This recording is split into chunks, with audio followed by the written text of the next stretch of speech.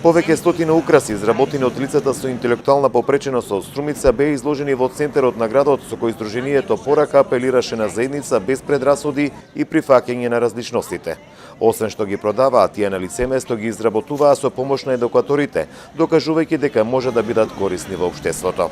И родителите секој пат се вклучени да внесуваат сите новини во инклузивноста, во социјализацијата и било какви вклучување во општествениот живот на овие деца. Секој пат напредуваат и затоа они сакат многу, учителките многу сакат да работат, особено со нив, и така децата напредуваат, сакат да се дружат секојдневно со нив. Експонати од текстил, метал, хартија беа понудени во центарот на градот, каде струмичани можеа да купат за великденските празници. Сонја Сачевска од центарот Порака вели дека украсите ги изработувале лицата со интелектуална попреченост со помош на нивните родители, а парите собрани од продажбата ќе бидат наменети за набавка на нови материјали. Значи, од нив за нив са.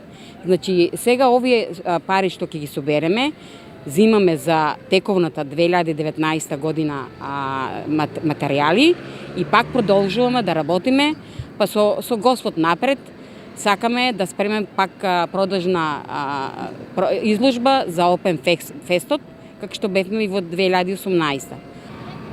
Нашата порака е, значи, да нема предрасуди за овие лица. Значи, истите, секој имаме посебни потреби.